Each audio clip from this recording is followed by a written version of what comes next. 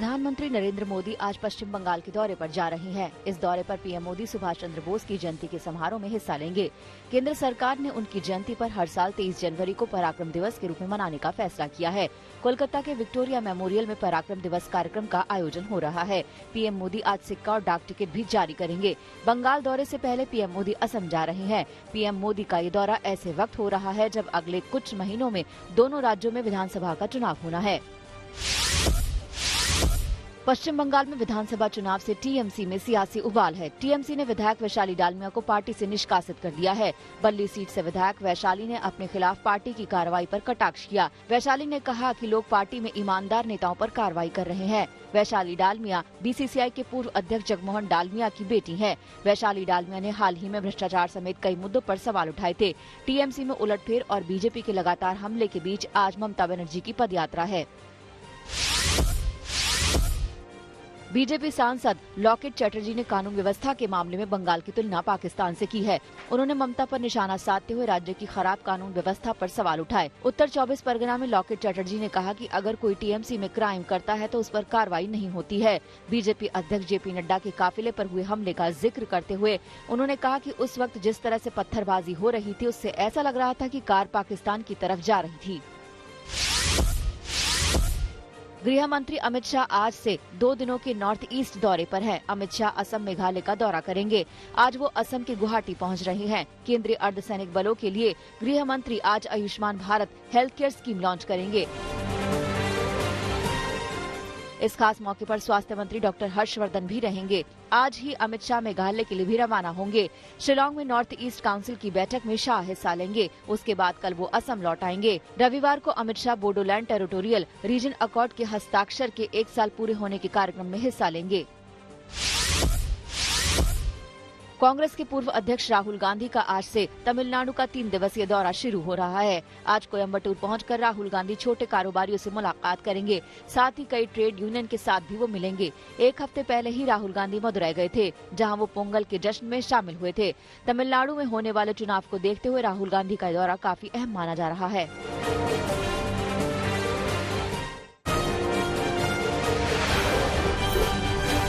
कृषि कानूनों पर किसानों के विरोध के बीच केंद्र सरकार ने अब सख्त रुख अख्तियार कर लिया है। किसान संगठनों से 11वें दौर की बातचीत में सरकार ने साफ कह दिया कि हम इससे बेहतर कुछ नहीं कर सकते हैं। सरकार की ओर से कृषि कानूनों को 1.5 साल के लिए स्थगित करने का प्रस्ताव दिया गया था, लेकिन किसानों ने उसे मानने से इनकार कर दिया। सरकार और किसानों के बीच अब अगली बैठक कब होगी ये तय नहीं है। 11 दौर की बातचीत हुई है और मैंने जो आपके सामने व्यक्त किया है कि वार्ता आज पूरी हुई। कल निर्णय के लिए अगर वो सहमत होंगे तो मिलेंगे। सरकार को इंतजार इस बात का है कि अगर किसान के हित में विचार करने वाले लोग हैं तो हमारे प्रस्ताव पर जरूर विचार करेंगे और कार्रवाई को आगे बढ़ाएंगे। कृषि कानूनों पर सरकार की 2 टूक के बाद किसान नेताओं ने कहा हमने अपनी ओर से सरकार के साथ बातचीत बंद नहीं की है। कल एक बार फिर से किसान संगठन सरकार के प्रस्ताव पर विचार करेंगे। अगर इस बैठक में भी प्रस्ताव पर बात नहीं बनी तो किसानों का आंदोलन आगे भी जारी रहेगा।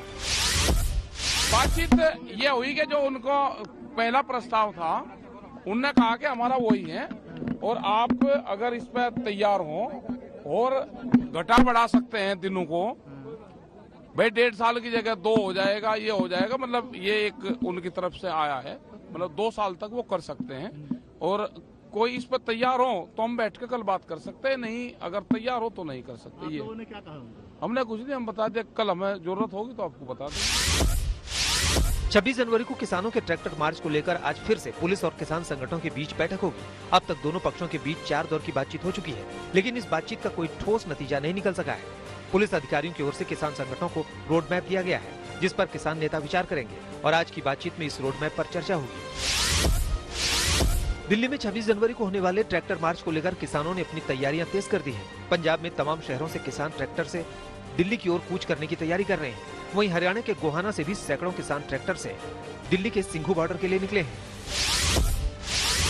कृषि कानूनों पर किसानों के विरोध प्रदर्शन के बीच कांग्रेस अध्यक्ष सोनिया गांधी ने भी केंद्र सरकार पर हमला बोला। कांग्रेस वर्किंग कमेटी की बैठक में सोनिया गांधी ने कहा कि सरकार ने संसद में कृषि कानूनों को समझने का मौका नहीं दिया और तीनों कानूनों को जल्दबाजी में पास करा दिया।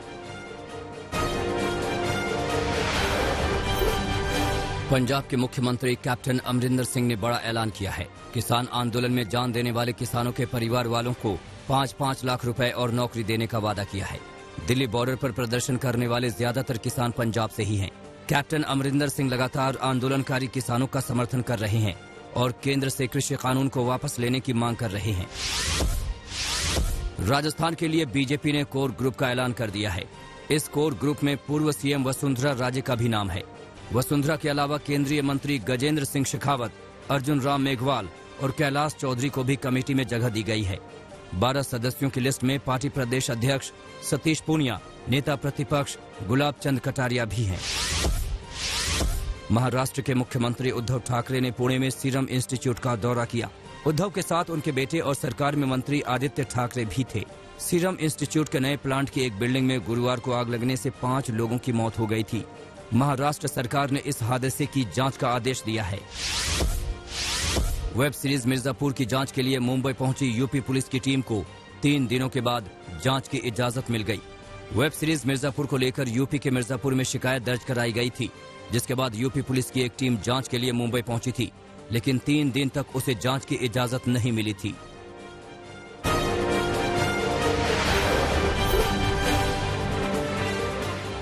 यूपी के बाराबंकी में विवाहिता को मारकर जला दिया गया। ससुराल वालों के इस दरिंदगी में महिला की मौत हो गई। इसमें मासूम बच्चा भी झुलस गया। मृतका के मायके वालों ने दहेज के लिए हत्या का आरोप लगाया है। घटना के वक्त पति ड्यूटी पर था। इस हत्या से मोहल्ले के लोग दंग हैं। पुलिस के मुताबिक महिला से पहले मारपीट की गई और फिर जलाकर मारा गया। ग्वालियर में सट्टेबाजों को पकड़ने गई पुलिस पर हमला हुआ। महिलाओं और पुरुषों ने अपने घरों से पुलिस वालों पर पत्थर फेंके। हमले में कई पुलिसकर्मी घायल हो गए। एसआई सौरभ श्रीवास्तव को गंभीर चोटें लगी हैं। हमले के बाद पुलिस को ज्यादा फोर्स बुलाना पड़ा। पुलिस ने एक महिला समेत 3 लोगों को गिरफ्तार किया है। बिहार के कैमूर में एक युवक पर शादी का झांसा देकर यौन शोषण का आरोप लगा है। पीड़ित छात्रा ने भभुआ थाना क्षेत्र में रहने वाले युवक पर इल्जाम लगाया है। पीड़िता के मुताबिक वो अपने रिश्तेदार के घर पर रह रही थी, तभी उसकी दोस्ती आरोपी से हुई। आरोपी ने शादी का झांसा देकर कई बार यौन शोषण किया। पीड़िता का कोर्ट में बयान दर्ज होगा। पुलिस आरोपी की गिरफ्तारी के लिए छापेमारी कर रही है। बिहार के सहरसा में पुलिस ने 6 अपराधियों को गिरफ्तार किया। इनके पास से कई हथियार जब्त हुए। पुलिस ने 4 देसी कट्टा, 1 पिस्तौल, 9 जिंदा कारतूस, 1 चाकू, 2 मैगजीन के साथ 2 मोटरसाइकिल भी बरामद की है। इन सभी अपराधियों की गिरफ्तारी अलग अलग थाना क्षेत्रों में हुई। एसपी लिपि सिंह के मुताबिक गिरफ्तार 6 अपराधियों में 2 काफी शातिर हैं। बिहार के सुपौल पुलिस को बड़ी कामयाबी हासिल हुई है। पुलिस ने 7 डकैतों के साथ लूट के जेवरात भी बरामद कर लिए हैं। सुपौल के एसएसपी मनोज कुमार ने बताया कि 211 ग्राम सोना, करीब 28 किलो चांदी से बने जेवरात बरामद हुए हैं। एसएसपी के मुताबिक सभी डकैत मधुबनी जिले के रहने वाले हैं। गिरफ्तार डकैतों के पास से 1 देसी कट्टा और जिंदा कारतूस भी बरामद हुआ है। एसएसपी मनोज कुमार ने इससे पहले मुजफ्फरपुर जिले में भी ज्वेलरी लूट की बड़ी घटना की गुत्थी सुलझाने में कामयाबी हासिल की थी।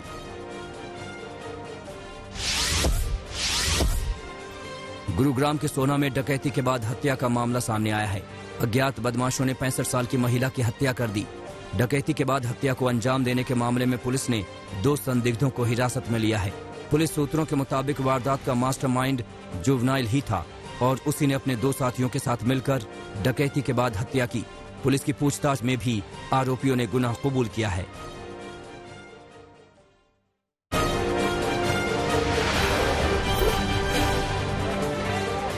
राजस्थान के 12 में पुलिस पर जुआरियों ने पथराव कर दिया, जिसमें 2 पुलिसकर्मी घायल हो गए। वहीं पुलिस की पिटाई से एक युवक घायल हो गया। पुलिस प्राइवेट गाड़ी में जुआरियों को पकड़ने के लिए गई थी। पुलिस को देखते हुए जुआरियों ने पथराव शुरू कर दिया, साथ ही गाड़ी को भी क्षतिग्रस्त कर दिया। पटना के मनेर में ट्रक और ऑटो में आमने सामने की टक्कर में 4 लोग जख्मी हो गए, जिनमें 3 की हालत गंभीर है। सभी को प्राइवेट अस्पताल में भर्ती करवाया गया है। पुलिस के मुताबिक अनियंत्रित ट्रक ऑटो को टक्कर मारने के बाद दुकान में जा घुसा।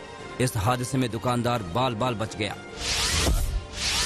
यूपी के सुल्तानपुर में बाइक की चपेट में आने से बीटीसी छात्रा की मौत हो गई। छात्रा की मौत के बाद गुस्साए छात्राओं ने स्टेट हाईवे पर जमकर प्रदर्शन किया। बाद में पुलिस ने सबको समझा बुझाकर हंगामे को खत्म कराया। मृतक की पहचान आजमगढ़ के छित्तोपुर गांव की अंजलि पांडे के रूप में हुई है। मेरठ में एक शख्स की हत्या की गुत्थी सुलझ गई है। पत्नी ने प्रेमी और बेटे के साथ मिलकर वारदात को अंजाम दिया था। पुलिस ने मृतक की पत्नी, बेटे और उसके प्रेमी को गिरफ्तार कर लिया है।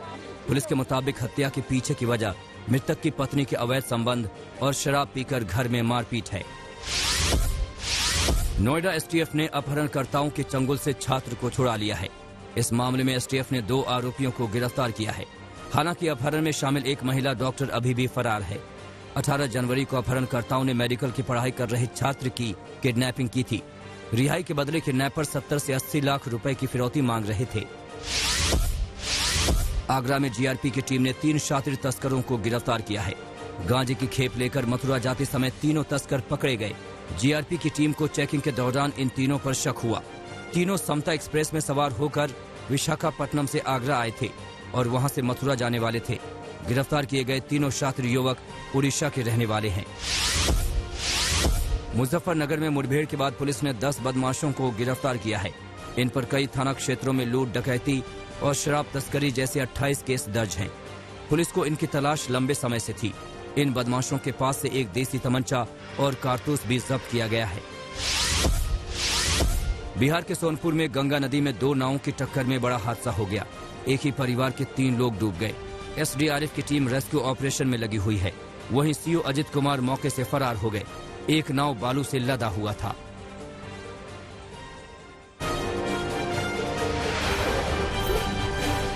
अमेरिका और कनाडा के रिश्तों पर जमी बर्फ पिघलने के आसार दिख रहे हैं। लंबे समय से विवादों में रहे एक्सेल ऑयल पाइपलाइन पर राष्ट्रपति बाइडेन कनाडा के पीएम जस्टिन ट्रूडो से बात करेंगे। ट्रंप के कार्यकाल में दोनों देशों के बीच तनातनी बढ़ गई थी। ट्रंप ने ट्रूडो पर आपत्तिजनक टिप्पणी की थी, लेकिन अमेरिका के नए राष्ट्रपति जो बाइडेन के बनने के बाद रिश्तों में सुधार की उम्मीद जताई जा रही है। दुनिया भर में सबसे ज्यादा कोरोना से मौत अमेरिका में हुई है। 4,20,000 से ज्यादा लोगों की जान चली गई है, जबकि अमेरिका में 2,52,00,000 से ज्यादा लोग बीमार हो गए हैं। इसी को देखते हुए नए राष्ट्रपति बाइडेन ने कई कदम उठाए हैं। अमेरिकी राष्ट्रपति ने लोगों से अपील की है कि अगले 100 दिनों तक मास्क लगाएं। वहीं बाहर से आने वाले लोगों को अमेरिका में अब क्वारंटीन होना जरूरी है। सभी यात्रियों के लिए अमेरिका में कोविड टेस्ट को जरूरी बना दिया गया है। कनाडा की गवर्नर जनरल जूली पेटे ने इस्तीफा दे दिया है। जूली पेटे ने यह कदम कर्मचारियों के शोषण के आरोप के बाद उठाए। ब्रिटेन की महारानी एलिजाबेथ द्वितीय के प्रतिनिधि के तौर पर जूली पेटे काम कर रही थी। मीडिया में उनके खराब व्यवहार पर लगातार रिपोर्ट आ रही थी, जिसके बाद जूली पेटे पर लगातार दबाव बनता जा रहा था। जापान में फरवरी के आखिर में वैक्सीनेशन शुरू होने की उम्मीद जताई जा रही है। टीकाकरण कार्यक्रम में हिस्सेदारी को लेकर जापान के लोगों के मन में हिचकिचाहट और संदेह है। जापान सरकार ने अब तक कई वैक्सीन के ऑर्डर किए हैं। फाइजर, एस्ट्राजेनेका और मॉडर्ना की वैक्सीन के 127 मिलियन डोज के ऑर्डर दिए गए हैं। टेस्ला कंपनी के मालिक और दुनिया के सबसे अमीर शख्स एलन मस्क ने बड़ा ऐलान किया है। दुनिया को कार्बन उत्सर्जन से बचाने के लिए उन्होंने $100 मिलियन इनाम देने का ऐलान किया। हालांकि इसके लिए उन्होंने दुनिया भर से आइडिया मांगा है। टॉप आइडिया देने वालों को ये इनाम की राशि मिलेगी।